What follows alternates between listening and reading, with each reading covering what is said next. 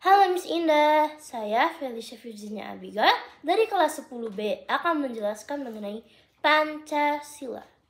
Nah, Pancasila adalah dasar negara Indonesia yang membuat Indonesia maju, dan Pancasila adalah nilai-nilai budaya Indonesia dan juga konsep-konsep perjuangan dari seribu-ribu tahunan dari perjuangan Indonesia, dan juga adalah ideologi yang mencerminkan suatu identitas bangsa Indonesia seperti adanya keberagaman dan juga keadilan. Nah, apa sih kesimpulan proses Indonesia menjadi dasar negara? Jadi, kesimpulan dari adanya proses Indonesia menjadi dasar negara adalah Indonesia adalah bahwa musyawarah mufakat harus dikedepankan dan segala perbedaan yang harus dipandang supaya persatuan dan juga kesatuan demi untuk kepentingan bangsa dan negara, untuk demi kita semua, supaya Pancasila dapat ditetapkan sebagai dasar negara. Nah, Pancasila ini juga ditetapkan pada 18 Agustus 1945 oleh PPKI pada bidang pergerakan dari Undang-Undang Dasar 1945. Nah, pada identitas saya memilih ayam goreng. Nah, kenapa ayam goreng? Karena terkadang saat saya menonton suatu video orang-orang barat, orang-orang luar negeri, jika ditanyakan apa saja makanan-makanan yang Anda ingin cobai atau yang Anda ketahui di bangsa Indonesia, kebanyakan ada mereka memilih ayam goreng. Nah, ayam goreng ini menunjukkan bahwa identitas. Nah, pada identitas bangsa, saya memilih ayam goreng karena saya saat menonton video-video orang barat atau orang negeri, saat ditanyakan makanan apa Indonesia yang Anda ketahui,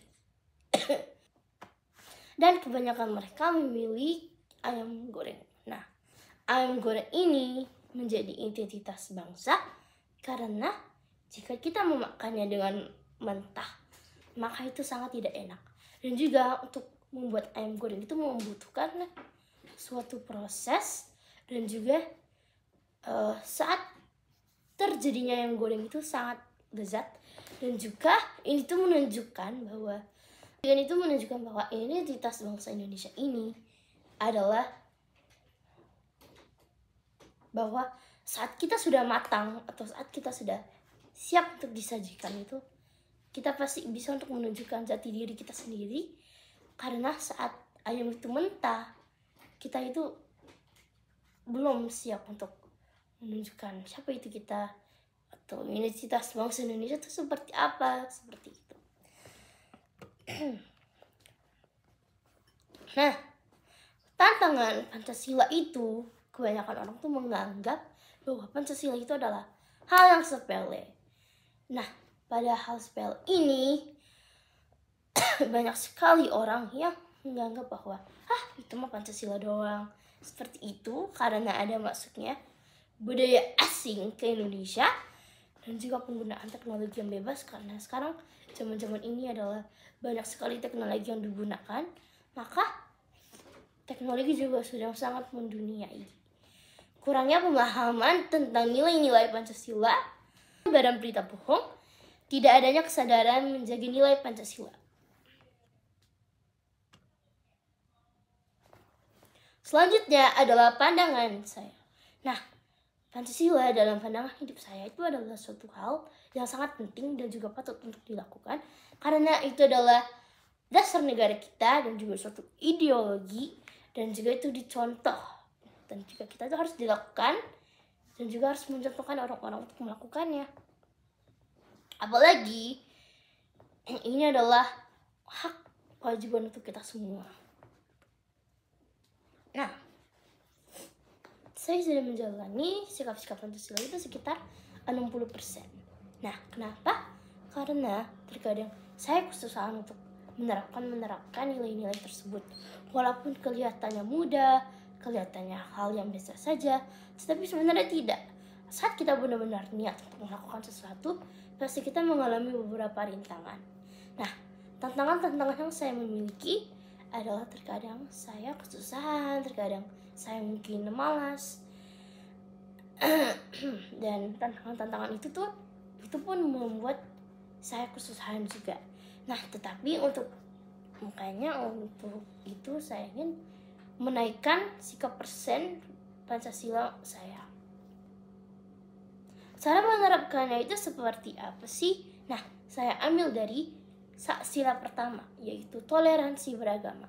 Jadi, dalam sila ketuhanan yang Maha Esa, kita harus mentoleransi tanpa membeda-bedakan agama yang lain.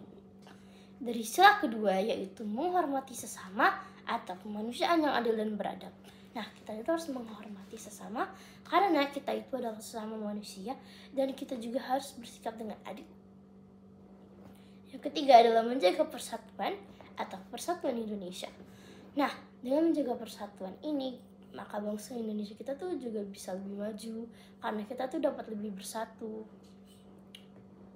Yang keempat adalah aktif dalam bermusyawarah atau kerakyatan yang dipimpin oleh hikmat kebijaksanaan dalam permusyawaratan perwakilan.